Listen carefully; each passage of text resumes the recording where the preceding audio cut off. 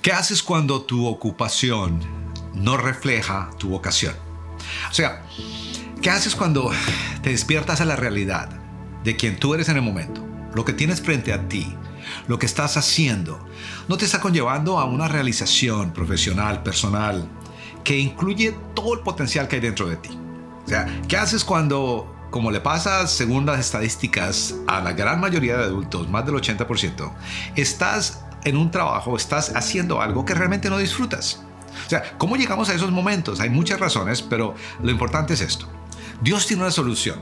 Y lo que estamos viendo en esta serie que he titulado Vuelve a soñar o Sueña de nuevo, es que Dios fusiona esos dos. La solución de Dios es colocar un puente que se llama visión. O sea, Dios te da una visión, un sueño. El sueño es el motor de la visión, de lo que puede llegar a ser tu vida. Y estamos viendo la historia de alguien en la Biblia del quien podemos aprender muchísimo sobre esto. Está en el Antiguo Testamento, en el primer libro, y es la historia de José. José es un joven que a los 17 años de edad recibe dos sueños que apuntan a lo que va a ser su vida. Vemos cómo realmente el sueño de José es una extensión de algo que ya estaba ocurriendo en su papá Jacobo. Dios cambia el nombre de Jacob a Israel. Y de ahí viene el pueblo de Israel. Ahora, habíamos visto en esa primera parte que Dios tiene un sueño para la humanidad. Esto realmente se trata de Dios, no de ti, no de mí. Aún la historia de José es Dios obrando, Dios escribiendo el guión y nos hace a nosotros partícipes de su historia. Él crea la historia, no nosotros, no las circunstancias. Y en la parte 1 veíamos cómo Dios llama a José, cómo Dios usa los sueños en nuestra vida para dar significado, para apuntar a un futuro, la importancia de los sueños y cómo Dios a través de los sueños nos da visualización. Lo vemos en Hebreos capítulo 11, que es la lista de los héroes y heroínas de la fe en el Nuevo Testamento, donde habla de todos estos hombres y mujeres a quien Dios les dio una visualización, algo de lo que iba a ser su vida. A Abraham le dijo, te voy a hacer tan grande, más próspero que todas las estrellas, o sea, tu descendencia va a ser incontable. Llegó a ser el padre de 3 religiones, directamente de un pueblo, el pueblo de Israel.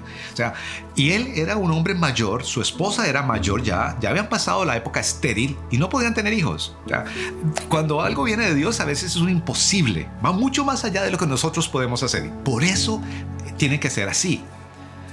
Les decía yo antes que alguien me dijo un día que tu sueño sea tan grande que está destinado a fracasar a no ser que Dios se meta e intervenga para que ocurra. O sea, Dios te va a dar un sueño que es imposible, como fue para José. El sueño de él era un imposible, es llegar a ser un gran líder realmente mundial cuando vivía en una pequeña tribu nómada que cuidaba, era pastor de ovejas. A los 17 años, cuando él, pasando su primer prueba, el orgullo, como veíamos en la parte 2 de la serie, sus hermanos, a quienes él había enfurecido completamente contando sus sueños por su orgullo, lo venden. Le dicen al papá que se lo comió una fiera y le traen su túnica de colores. Su papá lo favorecía a él, hablamos de eso ya también. Termina siendo vendido a Egipto. Ahora, las personas que lo llevan de ese foso en el desierto, donde lo habían echado sus hermanos, a Egipto son ismaelitas. O sea, son hijos de Abraham 3 generaciones antes, son resultado de un error de Abraham 3 generaciones antes. Y lo que hemos visto es que también lo maravilloso de Dios es que aún lo que tú puedes considerar errores de tus ancestros, cosas incorrectas que hicieron tus ancestros y que ahora te afectan a ti, realmente Dios las puede rescatar para ser parte de su plan. No necesariamente las aprueba, pero Él las puede usar. Aún tus propios errores, Dios los puede usar como parte de la historia que Él está tejiendo para ti, como parte de ese sueño que Él te está dando, que te va a dar si no te lo ha dado, pero que está realizando. Bueno, en el capítulo 3, la parte 3 de esta serie, hablábamos del test moral. Y veíamos cómo es un test que va a venir. ¿Por qué? El primer test tiene que ver con el ser, es el orgullo, donde Dios crea humildad en nosotros. Tiene que hacernos personas humildes para poder recibir lo que viene de Él y no llevarnos el crédito nosotros. Luego, en la parte 3 veíamos que el siguiente test es el moral. Cuando la esposa de Potifar quiere acostarse con él, José, la Biblia lo describe como un hombre de buen físico, o sea, iba al gimnasio continuamente, tenía buen cuerpo y era un hombre guapo. Ya tenía 23, 24 años, no sé. Estaba en el prime, como se dice, de su vida, de la juventud. Y esa mujer quiere acostarse con él y él pasa ese test moral que no tiene que ver con el test ahí, no solamente la sexualidad. Hablábamos, muy importante, como lamentablemente creamos una religión que se enfocó tan solo en unos cuantos pecados, generalmente los pecados sexuales. Hace poco escuchaba yo a alguien decir que un pastor donde él estaba había caído moralmente, lo habían despedido de la iglesia porque cayó moralmente. O sea, el pecado sexual es el único pecado que se llama inmoralidad. Pero ¿cuándo has visto tú a un pastor o cualquier líder, no solo de donde sea, que se ha echado de su puesto, despedido por orgullo? O como veíamos en el capítulo 1 de Romanos, donde el apóstol Pablo quiere asegurarse que sus lectores entiendan desde el punto de vista qué está bien y qué está mal de Dios, no el punto de vista de ellos. Y menciona de 20 pecados, 2 son de índole sexual, 18 no. Y allí tú puedes leerlo, no vamos a ir ahorita, está en la parte 3 de esta serie. Ahí incluye cosas como falta de amor, deslealtad, egoísmo, chisme, envidia, ira. O sea, hay muchísimos pecados ahí. Y delante de Dios, o sea, desde el punto de vista de Dios, esos son tan malos como pecar sexualmente. O sea, pecar con falta de amor a alguien en tu trabajo, a alguien en tu colegio, a alguien en tu iglesia, a alguna persona. O sea, cuando tú no tienes misericordia, aún está ese pecado. Falta de misericordia es tan grave como robar, es tan grave como matar. Por eso Jesús dijo, ¿te acuerdas? En el Sermón del Monte, él dijo, ustedes han escuchado, no matarás. Pero yo les digo algo, el que le dice a su hermano tonto, queda expuesto al fuego del infierno. O sea, el que usa palabras para hacer sentir mal a alguien, para crear heridas en el alma de alguien, va a estar expuesto al fuego del infierno, porque eso es matar. Tú y yo conocemos personas, yo conozco personas que fueron asesinadas por las palabras de un papá o una mamá, de un esposo o una esposa, de un profesor, de alguien en autoridad que los hizo sentir mal en la manera en que ciertas palabras que usaron pueden ser palabras sencillas, pero como tonto, que pueden transformar la vida de alguien y matar algo en el alma humana. Por eso, delante de Dios, de nuevo, la prueba moral va a venir de muchas maneras, no solamente en ciertos pecados que consideramos grotescos, pero también pueden ser los que consideramos pequeños. Y veíamos, tienes que ir, las defensas de José que nos ayudan a nosotros. Vea esa parte 3 de esta serie, donde vemos cómo Dios le mostró a José la importancia de la propiedad privada, que no lo vemos como algo importante, pues nos ayuda mucho a pasar la prueba de la moralidad. Vemos también cómo realmente que cada error que cometemos, o más bien que cada falla donde involucra a alguien más, todo pecado involucra a alguien más. Todo pecado no es pecado contra alguien más, es pecado contra Dios. Entonces, entender eso. Tercero, la lealtad. José era leal a su esposo, al esposo de esta mujer, a Potifar. Y él le dijo eso, yo tengo que ser leal a él porque él es leal a mí, él confía en mí. Entonces, hay varias cosas que aprendemos de José que nos ayudan a nosotros a pasar esa prueba moral para cumplir el propósito de Dios en nuestras vidas. Pero ahora llegamos al final, donde se va a cumplir el sueño de José, donde José va a estar donde un día vio en sueños, dormido, en medio de la noche. Se va a cumplir esos 2 sueños que le mostró y que él, por su orgullo, compartió sin filtro a sus hermanos y que causaron todo esto. ¿Listos? Bueno, vamos ahí. Entonces, recordemos que aquí el protagonista no es José, es Dios. Es Dios escribiendo la historia. Y ahora, después de que José le dice no a la esposa de Potifar, termina en la cárcel. Y es el precio a pagar. A veces hacemos lo bueno y las consecuencias nos llevan a pensar de que nos hemos desviado de la posibilidad de que Dios haga algo. Tú dices, pero si Dios me dijo que iba a ser un gran empresario, una gran empresaria, con mucho éxito, porque voy a usar mi plataforma, mi dinero, mi influencia para hacer mucho bien. Y de repente te das cuenta que no sale nada, que te va mal, que tienes un fracaso, una quiebra en tu primer intento. Y dices, pero me estoy alejando del plan de Dios. Y a veces accedes ahí a hacer lo incorrecto. No, mira, no importa que tú no eres tan poderosa como para alejarte del plan de Dios. Entonces, tienes que estar dispuesta a pagar el precio de hacer lo correcto. Así ese precio sea la prisión. Así ese precio sea, desde tu manera de ver las cosas, alejarte de la posibilidad de que se cumpla el sueño para ti. Tú quieres tener hijos. Me acuerdo, mira, un amigo mío que quería casarse Él quería casarse, estábamos solteros los dos, él quería casarse, pero también Dios lo había llamado a ir a trabajar a las tribus, donde vivía yo en el momento, en Colombia. Y me acuerdo diciéndome, si me voy a la tribu, voy a decir no a la posibilidad de casarme. Allá no hay nadie con quien casarme en las tribus. Pues tenía que ir a una tribu inhóspita a aprender el idioma de ellos. Pero lo hizo, decidió, dijo, Dios sabe mis deseos. Se fue y dijo, pero sabes que tal vez nunca me voy a casar. Me acuerdo, él me dijo eso. ¿Sabes qué pasó? Llegó un grupo de misioneros también allá y había una misionera de Inglaterra. Y sí, se casaron, se conocieron en la selva, se conocieron en una tribu donde él había ido enterrando su futuro de casarse y tener familia por cumplir algo que Dios le estaba mandando a hacer. Entonces, cuando tú haces lo correcto, no te vas a alejar del plan de Dios, vas directo al plan de Dios, aunque no parezca completamente en contra desde tu punto de vista. Entonces, José termina en la cárcel, está en la cárcel. Miren, versos 20 y 24 del capítulo 39 nos dicen esto. Pero el Señor estaba con él y le extendió su misericordia y le permitió ganarse la buena voluntad del jefe de la cárcel. Donde José iba, había bien, o sea, había prosperidad alrededor de él. A él no le estaba yendo tan bien. ¿Te acuerdas que cuando llegó a ser esclavo de Potifar, dice que Dios bendijo la casa de Potifar por José? Ahora llega a la cárcel y Dios bendice la cárcel por José. Ya.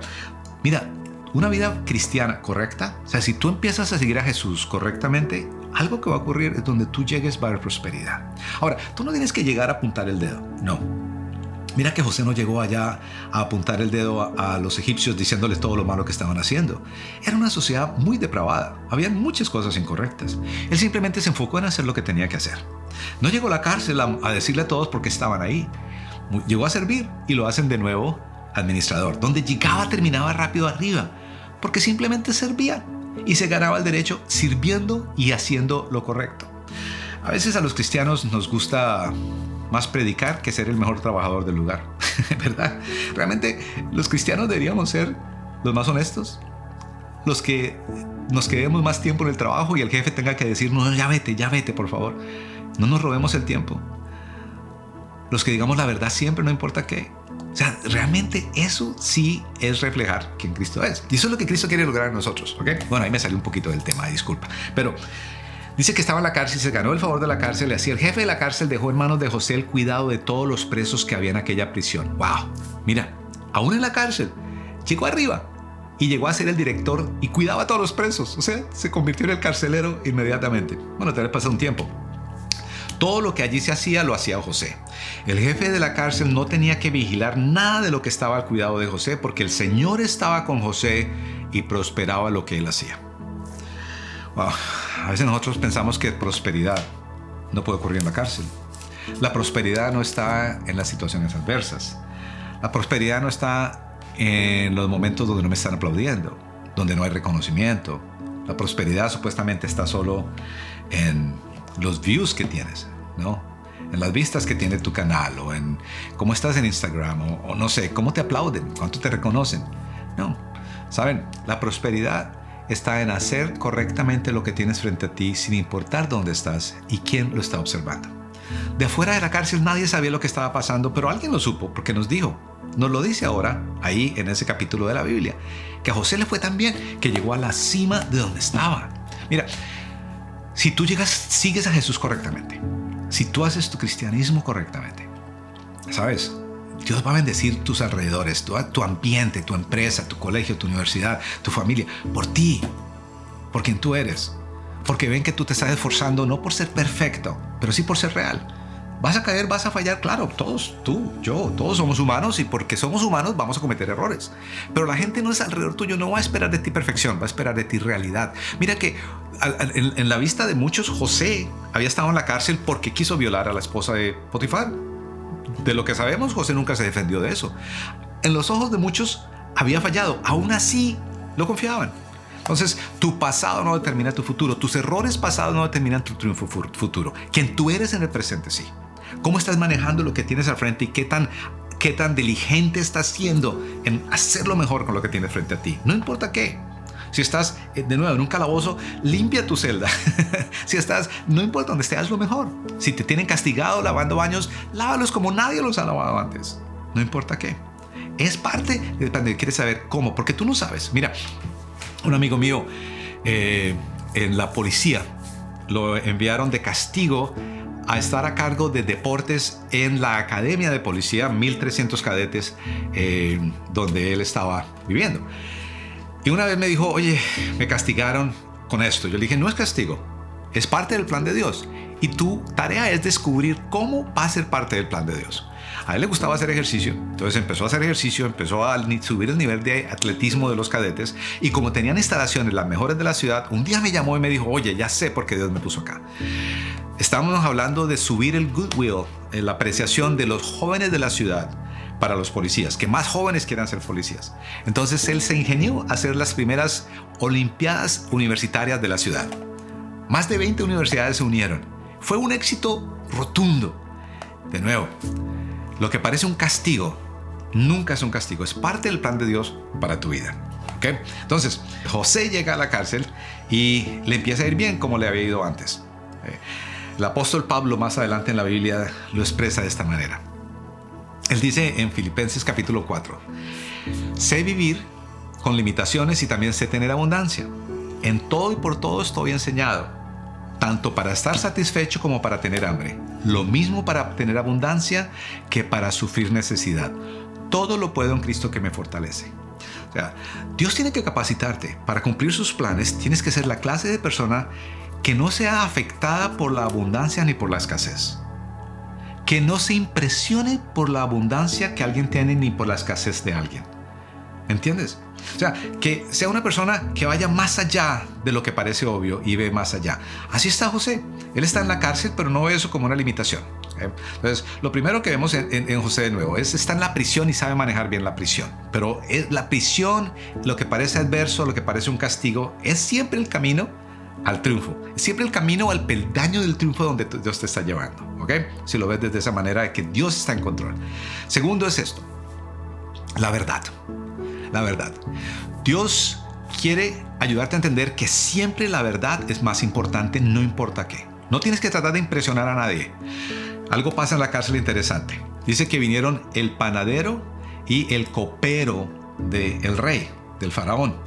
Los metieron a la cárcel, no nos dice por qué, pero terminaron los dos en la cárcel. El copero era el que probaba las copas donde estaba el vino generalmente del faraón para asegurarse que no hubiera veneno ahí. Y también pues era la persona que traía los vinos, que se encargaba de que siempre había vino en el palacio, todo eso. Él termina en la cárcel. Y también el panadero, el que hacía los panes, el cargado de la panadería del faraón. Los dos tienen el mismo sueño, y es este. Capítulo 40 nos dice así. Después de haber estado algún tiempo en la cárcel, una noche dos de los funcionarios, es decir, el copero y el panadero, tuvieron cada uno un sueño, cada sueño con su propio significado. A la mañana siguiente, cuando José fue a verlos, los encontró muy preocupados y por eso les preguntó, ¿por qué andan hoy tan cabizbajos? Recuerda, José era el encargado de la cárcel. Estos dos venían bajo su cuidado, están cabizbajos, están tristes. José se preocupa por ellos, ve la importancia de ellos ahí dentro de la cárcel. Ve que puede hacer algo bueno y es fijarse en cómo están y ser parte de algo que puede hacer por ellos. Los dos tuvimos un sueño, respondieron, y no hay nadie que nos lo interprete. ¿Acaso no es Dios quien da la interpretación?, preguntó José. ¿Por qué no me cuentan lo que soñaron? Ahora, José nunca había interpretado sueños hasta ahora. No, no, él había tenido sueños, pero él no había interpretado sueños. A él los sueños lo habían metido en problemas. Entonces el jefe de los coperos le contó el sueño que había tenido. Soñé que frente a mí había una vid, la cual tenía 3 ramas. En cuanto a la vid, echó brotes, floreció y maduraron las uvas en los racimos. Yo tenía la copa del faraón en la mano, tomé las uvas, las exprimí en la copa y luego puse la copa en la mano del faraón. Entonces José le dijo, esta es la interpretación de su sueño. Las 3 ramas son 3 días. Dentro de los próximos 3 días el faraón lo indultará a usted y volverá a colocarlo en su cargo. Usted volverá a poner la copa del faraón en su mano tal como lo hacía antes cuando era copero. Yo le ruego que no se olvide de mí, por favor, cuando todo se haya arreglado. Háblele usted de mí al faraón para que me saque de esta cárcel. A mí me trajeron por la fuerza de la tierra de los hebreos. Yo no hice nada malo para estar acá, para que me echaran en esta cárcel. Al ver la interpretación que había hecho favorable, el jefe de los panaderos le dijo a José, yo también tuve un sueño. Dice que tenía una canasta de pan. En la canasta había un gran surtido de repostería para el faraón. Pero las aves venían y comían de la canasta que llevaba sobre la cabeza. Miren, algo para interesante acá. El panadero ve que José le dice al copero, oye, el faraón te va a restaurar, vas a volver a trabajar para él, vas a volver a ser copero. Entonces él dice, mi sueño es parecido, y él piensa que José le va a decir lo mismo al panadero. Ahora, el panadero tenía más influencia, mucha más. El copero podía morir en cualquier momento, el panadero no. El panadero tenía una vida más segura. Iba a llegar a la vejez, supuestamente. Pero al panadero, José le dice, ¿sabes qué es eso? En 3 días te van a cortar la cabeza, te van a matar, y los pájaros van a comer de tu cabeza. O sea, los pájaros van a venir, los cuervos van a comer de tu cuerpo. Wow, era fuerte. ¿Qué aprendemos de esto? Mira, José sabe ya, por experiencia, que lo más importante es decir la verdad. No tratar tú de crear las circunstancias, de manufacturar tu futuro. Porque desde el punto de vista humano, él pudo haber dicho, bueno, el copero puede morir en cualquier momento. Mejor al panadero, que tiene más influencia, le voy a decir que el faraón lo va a restaurar. Pero no lo hace. Él es fiel a la verdad. La verdad era lo que Dios decía. Y Dios le había dicho en su interpretación del sueño algo nuevo para él, para José. Él no había interpretado sueños. Algo nuevo para él. Le dice, mira, vas a morir, le dice el panadero. Al copero le dice, por favor, acuérdate de mí. En 3 días te van a sacar de acá, acuérdate de mí. 3 días después los dos salen. Pero pasan 2 años. El copero no se acuerda para nada de José. Entonces, ¿qué aprendemos de esto? De nuevo, muchísimas cosas. Y de nuevo, acuérdate que te dije en la parte 1 de esta serie que la Biblia nos da un recuento de historias para nuestro beneficio, para que nos metamos a ellas no solamente para leer una historia bonita, no, sino para ver cómo Dios trata con otros seres humanos, de igual manera va a tratar conmigo, cómo Dios bendice ciertas cosas que Él pide y las va a pedir de mí también. Y esta es la historia de José. José está en la cárcel. Ya pasó las 2 pruebas grandes, ahora está en su momento hacia arriba. Y a veces, mira, la oscuridad más fuerte ocurre unos minutos antes de que salga el sol. Haz eso algún día. Antes de que salga el sol vas a ver que la noche se pone más oscura. Y a veces antes de que Dios responda a algo que ha prometido, antes de que se cumpla un sueño que Dios te ha dado, antes de que se realice por fin la tarea que Dios te encomendó mucho tiempo atrás, o una visión que te dio, a veces las cosas se ponen muy mal. Así está para José. Está en la cárcel, está abandonado. El copero se va y no se acuerda de él. Pasan 2 años y no ocurre nada, y él sigue en la cárcel. O sea, aquí ya lleva casi 20 años desde que salió de su tierra natal. Y él le dijo al copero, a mí me trajeron acá obligado, me vendieron como esclavo, yo no hice nada malo y llevo acá injustamente en este país todo este tiempo. Él se acuerda de quién era, él no se había olvidado de quién era. Pero ahora viene el momento del triunfo. ¿Por qué? El capítulo 41 resulta que el faraón tiene unos sueños. 2 años más tarde, el faraón tuvo un sueño. Estaba de pie junto al río Nilo, cuando de pronto del río salieron 7 vacas hermosas y gordas que se pusieron a pastar entre los juncos. Detrás de ellas salieron 3 vacas flacas, feas, que se pararon a orillas del Nilo junto a las primeras. Y las vacas feas y flacas se comieron a las vacas hermosas y gordas. Okay. El faraón se despierta con este sueño, está angustiado, no sabe qué significa. Ellos son muy místicos, llama a sus sabios, nadie le puede interpretar esto. Y el copero se acuerda y le dice, oye, al faraón, hay alguien en la cárcel que me interpretó un sueño. Y viene y José, puedes leer la historia en el capítulo 41, sería muy bueno que la leyeras. José interpreta el sueño del faraón. Y al interpretarlo le dice, Señor, vienen 7 años de mucha prosperidad, pero esos años usted tiene que usarlos bien, porque van a venir 7 años de escasez, y si no se prepara, pues va a tumbar su imperio eso.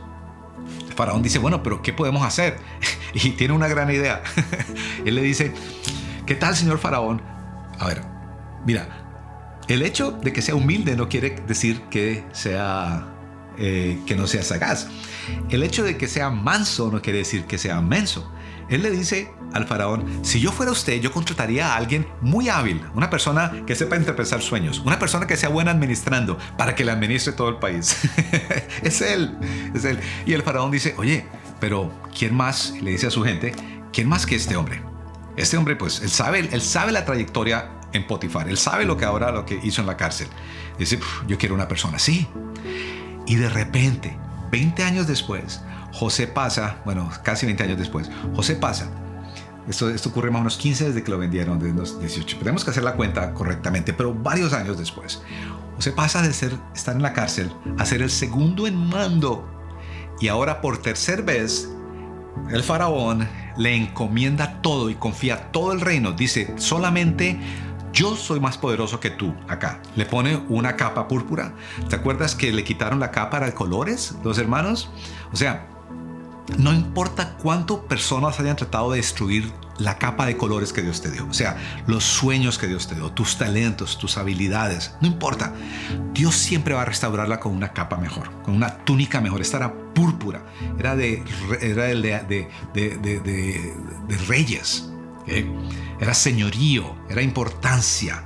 Ante él tenían todas las personas que hincarse ahora, y empezó a cumplirse su sueño. Empezó a cumplirse el sueño de José de una manera espectacular. Lo que Dios le había dado muchos años atrás ahora se cumplía. De repente pasó de la noche a la mañana de estar en situación adversa, donde él pensaba que se había acabado el plan de Dios para su vida, donde pensaba que lo que tal vez había hecho, como te puede pasar a ti, lo que habías hecho, nada te puede perdonar eso. Ahora sí se acabó el plan de Dios, lo que hiciste es imperdonable, eso fue un desvío tan grande que no te puede llevar al camino correcto ya. No. Mira, no hay pecado tan grande que lo que Jesucristo hizo en la cruz por ti no pueda perdonar. No hay error tan grande que el poder de Dios no pueda usar como parte del plan de Dios para tu vida. No. O sea, lo que parece un desvío del camino de Dios se vuelve el camino de Dios. Lo está experimentando José. Lo que parecía uno tras otro desvío, ahora de nuevo Dios lo usa como parte de su plan. Pero mira lo que José aprendió en todo ese proceso. En cada lugar donde llegó, 3 momentos: de Potifar como esclavo, en la cárcel como prisionero y ahora con el faraón. En las 3 termina siendo lo mismo, y es parte de su habilidad, parte de su potencial. Era buen administrador, y eso es lo que él usó donde estaba. ¿Cuáles son tus dones? ¿Cuáles son tus talentos? Úsalos donde estás, sin importar, y vas a ver cómo Dios usa esas cosas para llevarte a lograr tu destino, o más bien el destino que Él tiene para ti. Algo interesante pasa después, si tienes tú que ir y leer eso. ¿Por qué? Porque José se hace cargo de todo, empieza a guardar, cuando vienen 7 años de prosperidad, crea ciudades para almacenar todo el grano que compra, empieza a comprarle a la gente todo el grano, después lo tiene todo almacenado. Luego, cuando viene la escasez, vienen 7 años de hambre en toda la tierra, una hambruna gigante, no se podía cultivar nada. No habían cosechas. La gente viene de todo el mundo a comprar. Primero José les recibe dinero, luego no tienen con qué comprar. Entonces José les hace cambio, les da comida por sus tierras y hace de Faraón un hombre aún más poderoso de lo que era antes. Y la familia, los hermanos de José, quienes lo habían vendido, vienen. No voy a entrar ahí de nuevo por tiempo, pero es fabuloso porque esa es la culminación de todo. Vienen a comprar a Egipto. Jacob los envía y ellos vienen y no reconocen a José, no lo han visto hace casi 20 años. José ya está grande, ya no tiene 17 años, ya no tiene cabello, ya no tiene su túnica, sino está de púrpura. Lo han afeitado completamente todo su cuerpo como hacían los egipcios. Y José también habla otro idioma ahora, pero él entiende lo que ellos están diciendo. Y los hermanos se hincan ante él. Y pienso en José, wow, pienso en él en ese momento, recordando el sueño que tuvo a los 17 años de edad. ¿Sabes qué? Tú también vas a recordar, van a llegar momentos donde vas a parar y vas a decir: Dios me dio este sueño hace 20 años, hace 10 años, hace 5 años. Y en esos momentos tienes que darle gracias a Dios. Mira, ¿qué hace eso? ¿Te acuerdas que Dios cambió el corazón de José de orgullo a humildad? Y esa humildad ahora le preparó para esto. Porque cuando los hermanos reconocen quién Él es, hay toda una saga que ocurre allí. Él los devuelve y pone un utensilio de oro o plata en uno de los sacos de ellos. Luego manda a su gente a que los traiga de nuevo. Les dice: ustedes quisieron robarme. Se queda el hermano menor de ellos. Manda a los otros hermanos a ver al papá. Perdón, se queda uno de ellos y manda a los hermanos a ver al papá. Y les dice: no regresen sin su hermano menor. Si es verdad que hay otro menor, y Jacob tiene que dejarlo ir. Luego vienen y es cuando José se representa, o más bien se presenta a ellos y les dice: soy yo, José. Es espectacular ese final, cuando él les dice: soy yo, soy José, el que ustedes vendieron. Y lo que pasa, lo que dice José ahí frente a los hermanos, realmente es la señal de que él pasó correctamente todas las pruebas y Dios podía confiarle el triunfo, podría confiarle el estrellato, podía confiarle la fama y el poder ya. José llegó a tener un poder impresionante y es la culminación de todo sueño para nosotros. Dios nos da poder sobre algo, sobre un grupo, sobre una iniciativa, sobre algo, y si nos ha preparado bien, no nos va a dañar ni lo vamos a usar de una manera incorrecta para dañar a otros nosotros. José le dice a sus hermanos: tranquilos, lo que ustedes quisieron para mal, Dios lo ha usado para bien. Lo que la vida entera, lo que otras personas han querido para mal, para hacerte mal a ti, Dios lo usa para bien. Ese abuso que sufriste de niño, de niña, no debe destruirte, debe hacerte una persona sensible a la injusticia para otros. Ese robo que te hicieron no es para destruir tu sueño ser gran empresario, gran empresaria. Es para que tú sepas la importancia de siempre tratar bien a las personas y no no agarrar algo que no es tuyo, la propiedad privada, como aprendió José.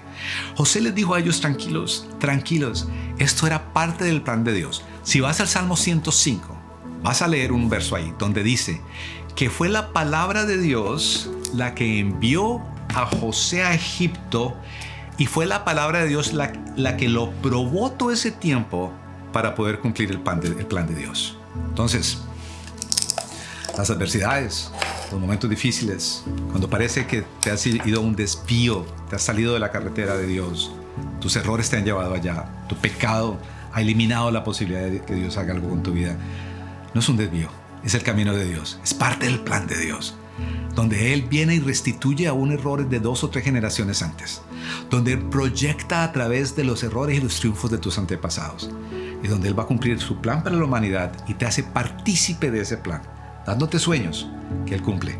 Por eso lo importante es que tú le pidas a Dios que te hable, que tú le pidas a Dios que tu vida no sea simplemente un responder a lo que te toca hacer, sino una misión por cumplir cada día donde estás, sin importar qué tan negativo, nefasto, imposible sea. Si estás siguiendo a Jesús, no hay tal cosa como un desvío. Todo es parte de su plan y siempre puedes reconocerlo y disfrutar cuando Él te ponga en la cima, cuando se cumplan sus sueños, porque tu corazón va a estar listo para poderlo disfrutar. Muchísimas gracias por visitar este canal de YouTube. Gracias por seguirme, gracias por participar y gracias por suscribirte haciéndole clic al botón que dice subscribe o suscribirte y a la campanita para enviarte notificaciones, para decirte cuando estamos produciendo nuevos programas, pero también quiero agradecerte porque quiero invitarte a que seas parte de una misión. Mira, yo creo que todos nosotros tenemos la oportunidad de ser parte de la solución y no del problema. La palabra de Dios dice que Él nos dejó aquí, a ti y a mí, para ser un link, un conector entre Él con sus soluciones, con sus respuestas y las necesidades del mundo alrededor tuyo y alrededor de mí. Entonces, quisiera que me ayudaras a propagar estos mensajes. Envíale esto a alguien que tú conozcas, a un familiar, a un amigo, y dile que por favor lo escuche y que tal vez quiera hablar contigo. No tan solo suscríbete, pero también ayúdame a propagar la palabra de Dios para que podamos tocar más personas, ayudar a más personas y tú y yo juntos ser parte de esta solución.